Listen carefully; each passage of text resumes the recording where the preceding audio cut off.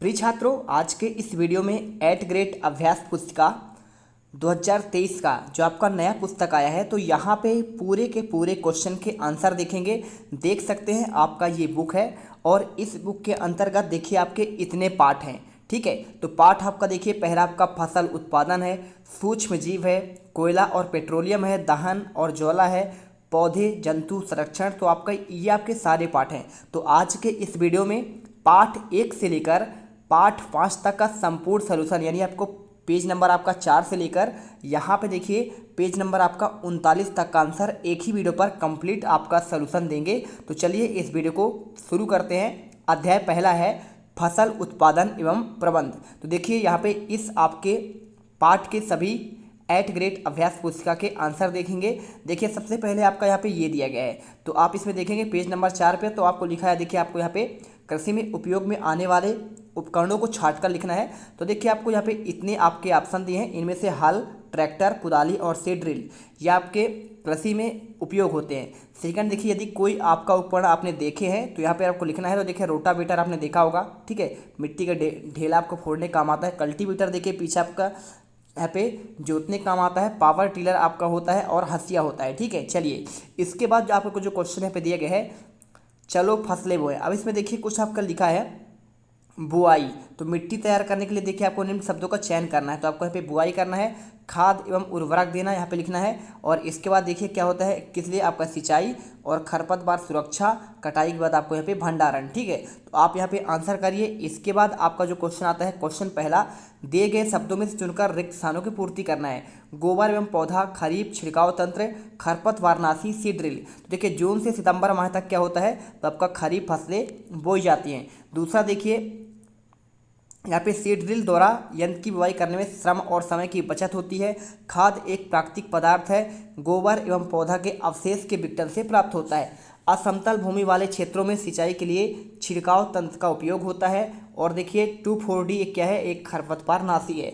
इसके बाद आपका देखिए क्वेश्चन दूसरा आता है सही विकल्प वाले क्वेश्चन। तो निम्नलिखित में कार्य से आपके मिट्टी के पोषक तत्व नहीं होते हैं। तो आपको देखिए यहाँ पे कटाई करना है, इसमें आपको कोई पोषक तत्व नहीं होगा। इसके बाद क्वेश्चन देखिए दूसरा, पहेली जल की कमी क्षेत्र में रहती है, सिंचाई के लिए किस विधि का उपयोग करें। तो आपको यहाँ पे ड्रिप तंत्र आपको आंसर करना है। इसके बाद तीसरा क्वेश्चन दिया है, निम्न में से फसल का युग्म सही है।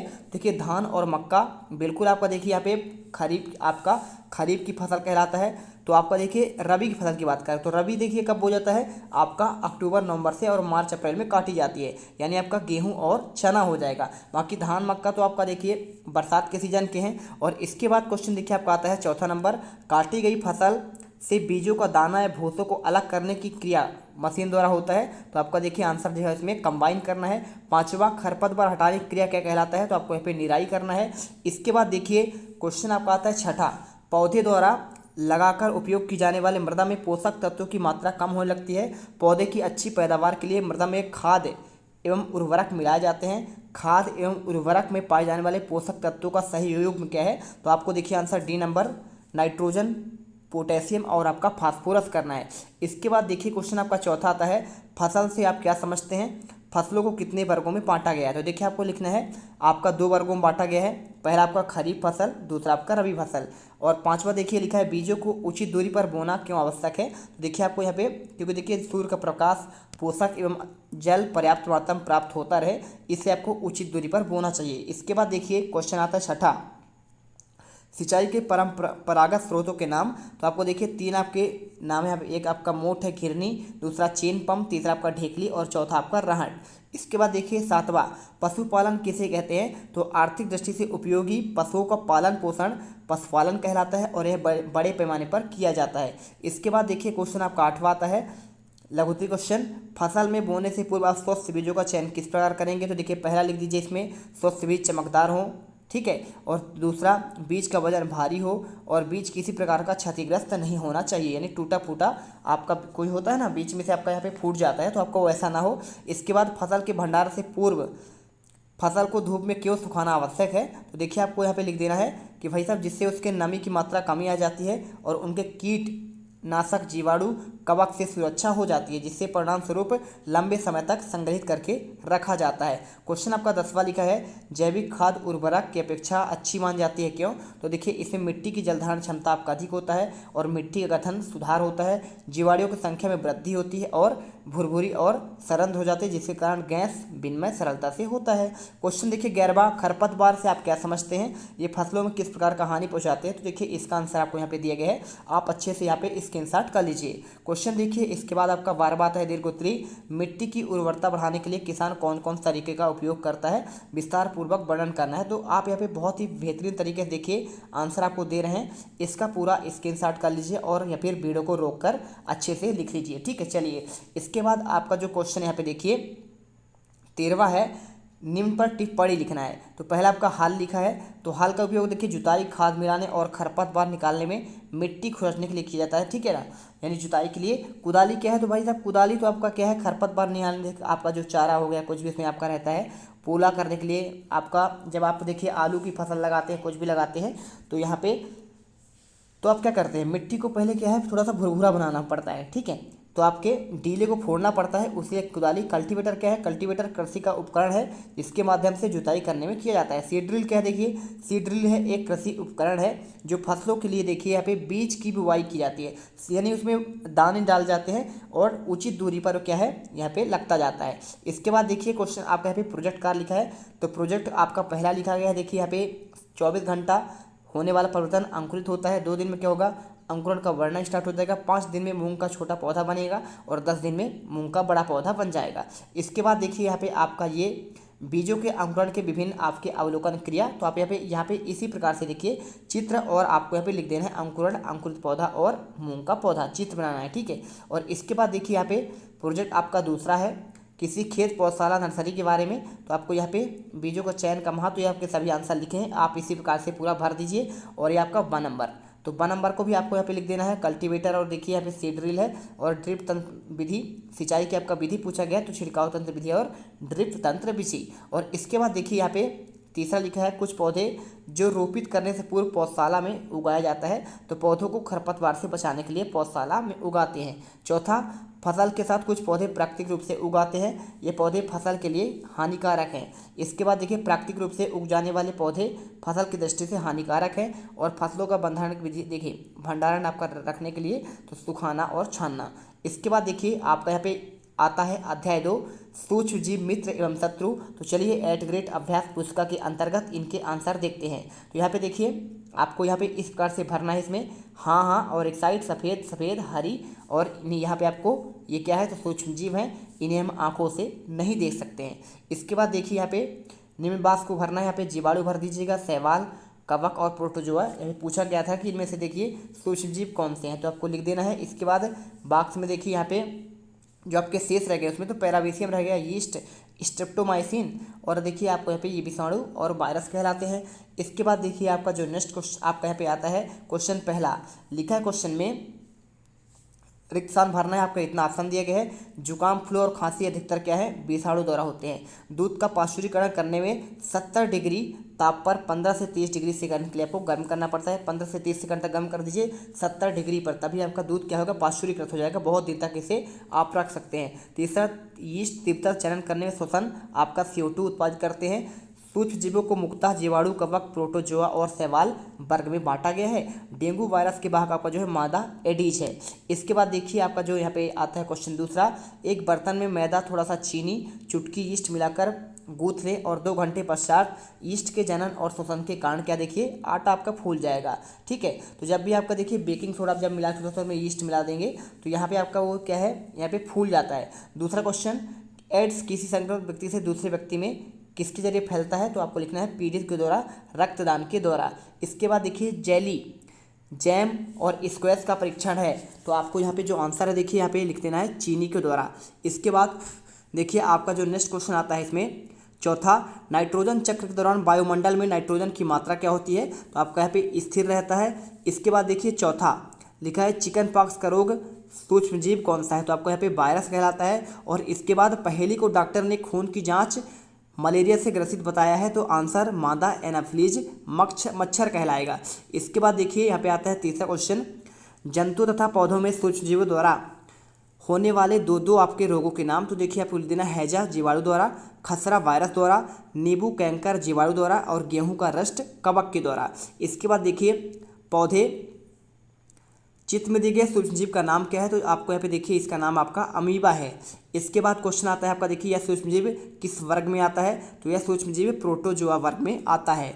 इसके बाद देखिए यहाँ पे क्वेश्चन आता है तीसरा, इस वर्ग द्वारा होने वाले किसी रोग का नाम। तो आपको देखिए अतिसार और मलेरिया इस वर्ग में होने वाले आपके रोग हैं। और क्वेश्चन पांचवा देखिए पहली में यहाँ पे आपका ये क्वेश्चन दिया गया है, इसका आंसर देखिए आपको पूरा आपको ये लिख देना है, ठीक है। चलिए इसके बाद देखते हैं, यहाँ पे आपको जो क्वेश्चन आता है प्रतिजैविक से क्या समझते हैं, समान रूप से उपयोग होने वाले कोई आपको दो प्रतिजैविक के नाम लिखना है। तो आपको देखिए यहाँ पे प्रतिजैविक के नाम आपका स्ट्रेप्टोमाइसिन हो जाएगा और आपका टेट्रोसाइक्लिन, ठीक है। चलिए क्वेश्चन देखिए सातवां आपका लिखा है, इसका आंसर आपको यहाँ पे ये मिल जाएगा, आपका किसी रोग में संक्रमित व्यक्ति से स्वस्थ व्यक्ति में रोग का संचरण वायु जल और भोजन द्वारा होता है और यह संचरणीय रोग कहलाते हैं। इसके बाद देखिए यहाँ पे आपका जो क्वेश्चन आता है लघुत्तरी क्वेश्चन, वैक्सीन टीका किस प्रकार का आपका कार्य करता है। तो वैक्सीन टीका हमारे शरीर में आने वाले जीवाणु वायरस आदि से लड़ने के लिए तैयार करता है और टीका एक जीवों के शरीर का उपयोग करके बनाया गया द्रव्य है जिसके प्रयोग शरीर में किसी रोग विशेष लड़ने की क्षमता बढ़ जाती है। आपको आंसर कर देना है। क्वेश्चन देखिए 11वां नवा आपका आता है पाश्चुरीकरण से क्या समझते हैं। तो इसका देखिए इस प्रक्रिया की खोज किस वैज्ञानिक ने की। तो आपका जो पाश्चुरीकरण है ना, यहाँ पे लुई पाश्चर नामक वैज्ञानिक ने किया था। तो पूरा आंसर आप यहाँ पे कर लीजिए। इसके बाद देखिए क्वेश्चन आपका यहाँ पे 10वां आता है। तो 10वें का आंसर देखिए आम का अचार काफ़ी समय तक संदूषित नहीं रहता है। तो आप इसका आंसर आपको ये लिख देना है, ठीक है। इसके बाद देखिए दूसरा कि आपके दादी मम्मी किन सामग्रियों सूक्ष्मजीव को बचा कर रखते हैं। तो आपको देखिए लिख देना भोजन, सब्जी, आम, ब्रेड और संतरा। इसके बाद आता है आपका इसमें तीसरा, चीनी के उपयोग में किन किन खाद्य पदार्थों का लंबे समय से सुरक्षित रखा जाता है। तो आपको देखिए यहाँ पे जैम और जेली, आपको यहाँ पे ये आंसर कर देना है। क्वेश्चन 11 देखिए हमें बिना ढके भोजन क्यों नहीं खाने से क्यों बचना चाहिए। तो इसका आंसर देखिए आपको यहाँ पे ये मिल जाएगा। इसके बाद क्वेश्चन देखिए आपका आता है पौधे में सूक्ष्मजीव द्वारा होने वाले कुछ आपके रोगों के नाम, संचरण का तरीका आपको लिखना है। तो देखिए आपको यहाँ पे पादप आपका रोग कौन है, नींबू कैंकर, गेहूं का रस्ट रोग, भिंडी के आपका पीत रोग किससे होता है, जीवाणु से, रस्ट रोग होता है कवक से और भिंडी में आपका वायरस से। देखिए संचरण क्या है आपका वायु के माध्यम से और ये वायु और बीज दोनों में होता है और आपका ये कीट द्वारा, ठीक है। इसके बाद देखिए यहाँ पे आपका दीर्घोत्तरी क्वेश्चन, नाइट्रोजन चक्र को आरेख द्वारा आपको समझाना है। तो आपका देखिए पूरा आंसर आपको यहाँ पे ये नाइट्रोजन चक्र का दिया गया है, आपको यहाँ पे ये आपको पूरा बनाना पड़ेगा। इसके बाद आपका देखिए क्वेश्चन 14 में आपको यहाँ पे कुछ आपके समान रोग हैं, रोगजनक सूक्ष्मजीव हैं और बचाव होने वाले आपको तालिका बनाना है। देखिए आपको यहाँ पे लिखा गया है ना सभी 6 रोग, देखिए यहाँ पे मनुष्य में सूक्ष्मजीव होने वाले समान रोग, खसरा, चिकनपॉक्स, पोलियो, हैजा, टाइफाइड। तो देखिए यहाँ पे आपका 6 रोग जीवाणु से होता है, खसरा आपका वायरस से होता है, चिकन पॉक्स आपका वायरस से होता है, पोलियो आपका वायरस से, हैजा आपका देखिए यहाँ पे जीवाणु के द्वारा और टाइफाइड भी आपका यहाँ पे जीवाणु के द्वारा होता है। तो आपको संचरण का तरीका भी है और बचाव के आपके उपाय भी बताया गया है। तो आप इसे सभी लिख लीजिएगा इसी प्रकार से। इसके बाद देखिए आपका यहाँ पे प्रोजेक्ट कार्य दिया गया है। तो प्रोजेक्ट कार्य का आंसर, पहले का आंसर देख लीजिए, आपको यहाँ पे आंसर ये लिख देना है। इसके बाद आपका दूसरे का आंसर देखिए आपको यहाँ पे ये लिख देना है, ठीक है। चलिए इसके बाद अगर मैं आंसर की बात करूँ तो आपको तीसरे का आंसर आपको यहाँ पे ये मिल जाएगा, सामग्री में अपघटन का क्या कारण है। और चौथा, जिस गमले में सामग्री का अपघटन नहीं हुआ है उसका क्या कारण हो सकता है। तो आंसर आप ये लिख दीजिए। पांचवे का आंसर आपको यहाँ पे ये पूरा आपको लिख देना है। और इसके बाद जो है यहाँ पे अध्याय देखिए आपका यहाँ पे प्रोजेक्ट आता है, तो प्रोजेक्ट के आपका आंसर भी यहाँ पे कर देना है। डिब्बा बंद पैकेट और भोज्य पदार्थों का उपयोग करते हुए आपको पैकेट का यहाँ पे अवलोकन करना है। देखिए आपने क्या क्या खरीदा, तेल, आटा, मैगी, चिप्स और दाल। तो आपका पैकेट का दिनांक करना है, आपका समाप्ति का दिनांक, भोज्य पदार्थ में क्या आपका पाया जाता है, प्रोटीन पाया जाता है और एंटीऑक्सीडेंट है। तो आपको सभी आंसर आपको यहाँ पे इसी प्रकार से लिखना है। इसके बाद देखिए यहाँ पे आपका 1 नंबर में आपको लिखा है, तो आप इसका भी आंसर कर लीजिए। और इसके बाद आपको यहाँ पे ये आपका दूसरा और तीसरे का भी आंसर आपको ये दिया गया है, ठीक है। चलिए इसके बाद आपका देखिए यहाँ पे अध्याय आपका तीसरा आता है कोयला और पेट्रोलियम। तो कोयला और पेट्रोलियम के अंतर्गत 8 ग्रेड अभ्यास पुस्तिका। चलिए सभी क्वेश्चन के आंसर देखते हैं। तो यहाँ पे देखिए आपको भर देना है इसी प्रकार से, सूर्य का प्रकाश, कोयला, पेट्रोल और डीजल, मोमबत्ती, ट्यूबलाइट, टार्च और लालटेन, ठीक है। चलिए भर लीजिए। इसके बाद आपका जो है यहाँ पे क्वेश्चन आपका ये दिया है भरने के लिए। तो इसमें आपके इतने ऑप्शन दिए हैं, तो ये आपको कहाँ कहाँ उपयोग किए जाते हैं देख लीजिए। ईंधन, कोक, कोलतार, coal gas, petrol, diesel, CNG, LPG और आपका इनके उपयोग कहाँ कहाँ आते हैं आपका ये पूरा आपका लिखा गया है। ठीक है, तो आप इसे कर लीजिए। इसके बाद जो आपको क्वेश्चन आता है पहला, ये दिया गया है, दिए गए शब्दों में आपको रिक्त स्थान की पूर्ति करना है। तो आपका इतना आपको ऑप्शन दिया गया है, इसमें भरना है। जीवाश्म ईंधन का निर्माण सजीव प्राणियों में मृत अवशेषों से होता है। नेप्थलीन की गोलियां कोल तार से प्राप्त की जाती है और पक्की सड़कों के निर्माण में पेट्रोलियम जगह बिटुमेन का प्रयोग करते हैं और वाहनों में ईंधन के रूप में सीएनजी कंप्रेस्ड नेचुरल गैस का उपयोग किया जाता है और संपीड़ित प्राकृतिक गैस भी कहते हैं इसको। और एलपीजी का पूरा नाम क्या है? द्रवित पेट्रोलियम गैस, यानी आपका लिक्विड पेट्रोलियम गैस बोलते हैं इसको। क्वेश्चन दूसरा लिखा है, सही विकल्प आपको यहाँ पे निशान लगाना है। तो समाप्त होने वाले प्राकृतिक संसाधन क्या होते हैं? सीमित मात्रा में होते हैं और वाहनों के लिए सबसे कम प्रदूषक ईंधन है। तो आपको यहाँ पे देखिए सीएनजी आपको लिख देना है और इसके बाद सही कथन का आपको चयन करना है। तो आंसर यहाँ पे आपका तीसरा आता है। और इसके बाद देखिए यहाँ पे आपका चौथा अक्षय प्राकृतिक संसाधन है। तो आपको यहाँ पे सूर्य का प्रकाश करना है। इसके बाद पांचवा, निम्न में से कार्बन का लगभग शुद्ध रूप है। तो आपको यहाँ पे देखिए कोक आंसर करना है। ठीक है, इसके बाद देखिए यहाँ पे अति लघुत्तरी क्वेश्चन आता है तीसरा नंबर, समाप्त होने वाले अक्षय प्राकृतिक संसाधनों को वर्गीकृत कीजिए। हवा, सूर्य प्रकाश, पानी, वन, वन्यजीव और कोयला। तो आपको यहाँ पे देखिए समाप्त होने वाले आपके संसाधन है वन, वन्यजीव और कोयला। और अक्षय प्राकृतिक संसाधन क्या है? हवा है, सूर्य का प्रकाश और पानी है। इसके बाद देखिए चौथा, कार्बनीकरण क्या है? आपको यहाँ पे लिखना पड़ेगा। तो देखिए पूरा आंसर जो है आपको यहाँ पे दिया गया है, मृत वनस्पति के धीमे प्रक्रम द्वारा कोयले में परिवर्तन को कार्बनीकरण कहते हैं, क्योंकि यह वनस्पति के अवशेषों से बना होता है, अतः कोयले को जीवाश्म ईंधन भी कहते हैं। चलिए, इसके बाद आपका क्वेश्चन आता है पांचवा, भारत में प्राकृतिक गैस कहाँ कहाँ पाई जाती है? तो आपको देखिए यहाँ पे लिखे, आपका जगह लिखा है त्रिपुरा, राजस्थान, महाराष्ट्र, कृष्णा, गोदावरी डेल्टा में पाई जाती है। इसके बाद क्वेश्चन नंबर 6, कोयले के प्रक्रमण के द्वारा प्राप्त उत्पादों के नाम। तो देखिए आपको यहाँ पे कोक आपको मिलता है, कोलतार मिलता है और कोयला गैस आदि प्राप्त होते हैं। इसके बाद क्वेश्चन देखिए सातवां लिखा है, जीवाश्म ईंधन किसे कहते हैं? तो इसका पूरा आंसर देखिए आपको यहाँ पे ये मिल जाएगा। और इसके बाद क्वेश्चन आपका लघुत्तरी है आठवां, देखिए हमारे दैनिक जीवन में प्राकृतिक गैस का महत्व क्या है? तो आप यहाँ पे इसका आंसर देख लीजिए। और इसके बाद क्वेश्चन आपका देखिए 9वां नंबर आता है, जीवाश्म ईंधन की आवश्यकता उपलब्धता लंबे समय तक किस प्रकार रखा जाता है? तो ये पूरा आंसर आपको मिल जाएगा। और इसके बाद क्वेश्चन आपका 10वां आता है, पेट्रोलियम के आपके विभिन्न संगठकों के नाम। तो आप यहाँ पे संगठक के आपके यहाँ पे नाम लिख देना है। और क्वेश्चन आपका देखिए यहाँ पे 11वां आता है, पेट्रोलियम और प्राकृतिक गैसों के भंडार को दर्शाने वाला आपको यहाँ पे एक चित्र बनाना है। तो आपको देखिए पूरा आपको यहाँ पे चित्र आपको ये बना हुआ है, पूरा आपको इसी प्रकार से चित्र बनाना पड़ेगा।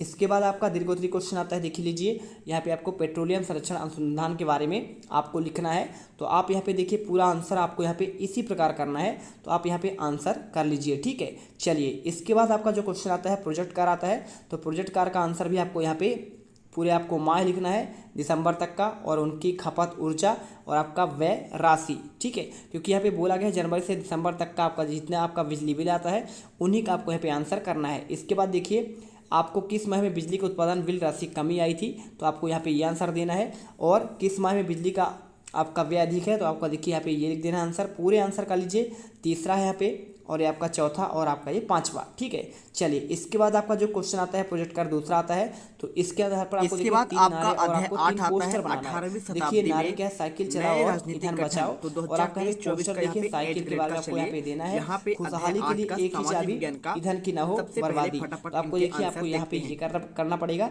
और जन जन तक संदेश पहुँचाना है, डीजल पेट्रोल गैस बचाना है। तो आपको यहाँ पे ये आंसर मिलेगा, है ना। और इसके बाद देखिए यहाँ पे कंप्लीट होता है अध्याय 4, दहन एवं ज्वाला। तो 8th ग्रेड अभ्यास पुस्तिका के अंतर्गत सभी क्वेश्चन के चलिए आंसर देखते हैं।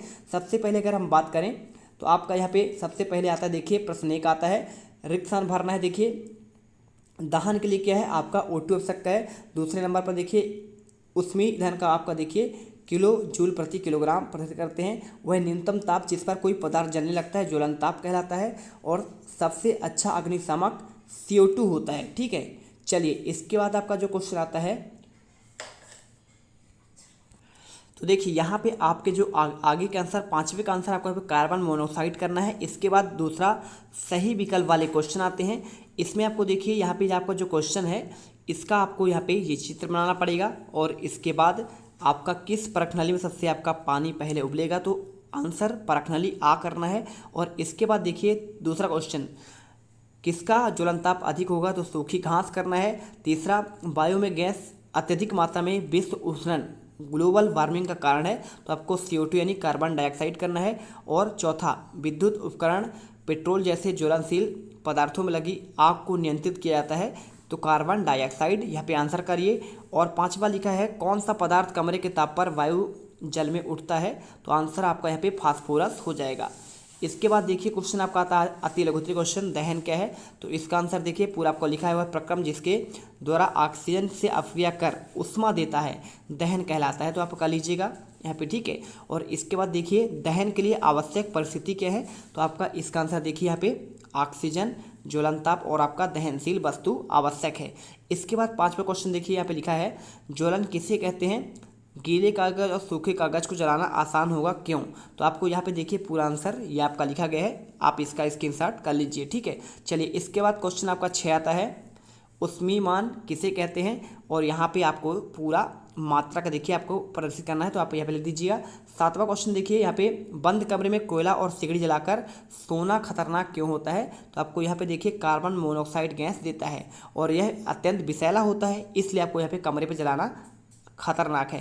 क्वेश्चन 8वां, ईंधन क्या है, आदर्श ईंधन की विशेषता बतलाना है, तो ऐसे पदार्थ जो है ऑक्सीजन की उपस्थिति में जलाने पर आसानी से जलने लगते हैं, यहाँ पे आपका कहलाएगा ईंधन, और इसका आंसर आपको यहाँ पे इसी प्रकार लिखना है।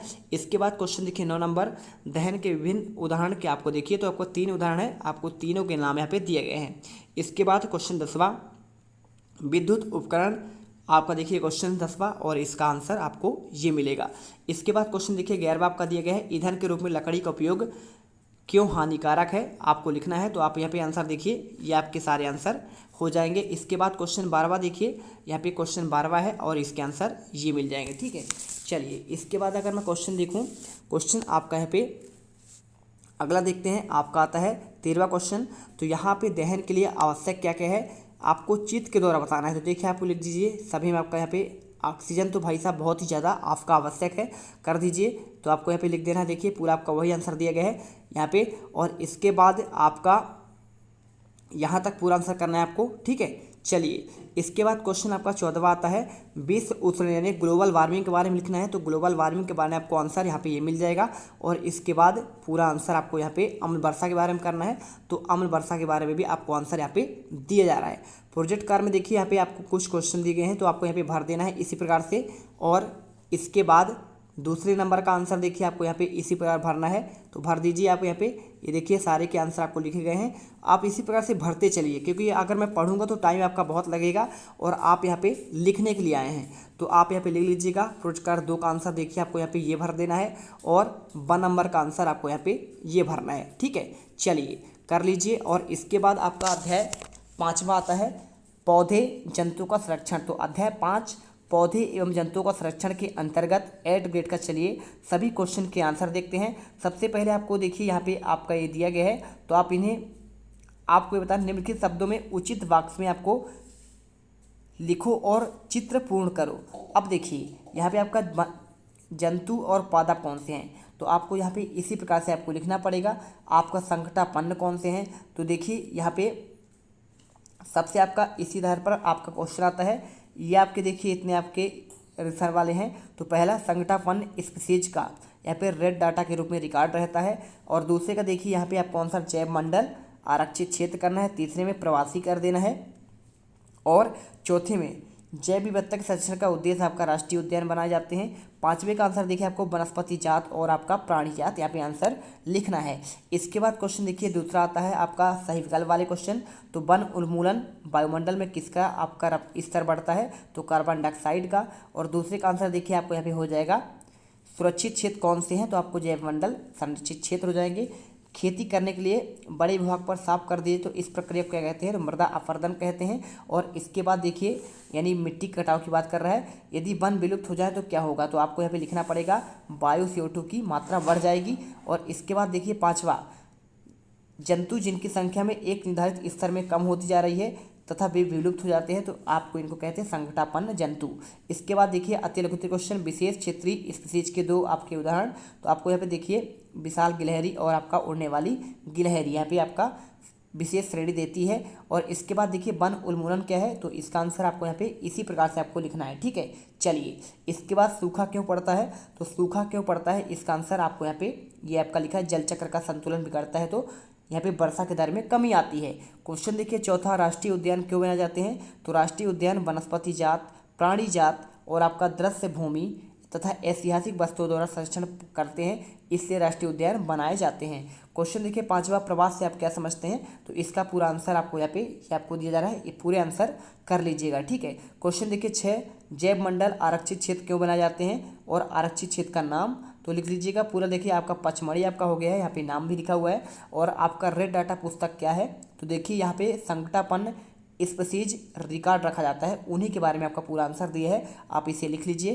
क्वेश्चन देखिए 8वां लिखा है, वन प्राणी अभ्यारण्य और राष्ट्रीय उद्यान में अंतर स्पष्ट करना है। तो देखिए वन प्राणी अभ्यारण्य के बारे में लिखा है कि भाई साहब ऐसे क्षेत्र जहाँ वन प्राणी सुरक्षित और संरक्षित रहते हैं, और जबकि राष्ट्रीय उद्यान क्या है, देखिए यहाँ पे आपका राष्ट्रीय उद्यान जो है विशाल आरक्षित क्षेत्र कहलाता है, बहुत आपका बड़ा होता है और पर्यावरण के संपूर्ण संकटों को आपका संरक्षण करने में पर्याप्त होता है। देखिए 2 राष्ट्रीय उद्यान के नाम लिखे, सतपुड़ा हो गया, पेंच हो गया, आप बांधवगढ़ का भी नाम सुने होंगे, माधव राष्ट्रीय उद्यान का नाम सुने होंगे, भोपाल में रहते होंगे तो वन विहार राष्ट्रीय उद्यान का नाम सुने होंगे, पन्ना राष्ट्रीय उद्यान का नाम भी सुने होंगे, पेंच राष्ट्रीय उद्यान का नाम सुने होंगे, और इसके साथ आपका संजय गांधी राष्ट्रीय उद्यान भी है।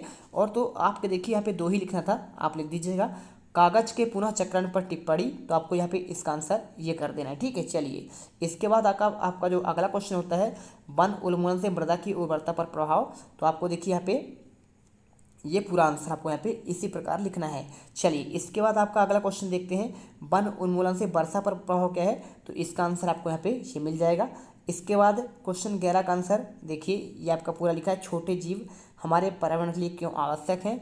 और क्वेश्चन देखिए आपका यहाँ पे आपका इस बी नंबर, प्रोजेक्ट टाइगर और बाघ परियोजना क्यों लागू की गई थी, तो देखिए बाघों की संख्या को वृद्धि करने के लिए यहाँ पे बाघ परियोजना लाया गया था, और साथ में लगातार औद्योगिक बढ़ने से वनों का आपका अनवरत कटाई होती है, तो यहाँ पे आपको रिपोर्ट देना है, तो आप यहाँ पे रिपोर्ट दे दीजिए पूरा आंसर, और आपका ये देखिए पूरा यहाँ तक। इसके बाद आपका यहाँ पे प्रोजेक्ट कार्य पहला स्टार्ट होगा, तो देखिए क्षेत्रीय पौधे और आपका क्षेत्रीय जंतु का आपको नाम लिखना है, लिख दीजिएगा। देखिए फर्न, आम, जामुन, साल, सागौन, अर्जुन, कीकर और बबूल, और यहाँ पे आपके जंतु के नाम, तो तेंदुआ, भेड़िया, चीतल, नीलगाय, जंगली कुत्ता, भैंस आदि, ये आपके सभी क्षेत्रीय के होते हैं। और इसके अलावा देखिए आपको यहाँ पे ये वाला भरना है, तालिका वाह, तो आप यहाँ पे भर दीजिएगा।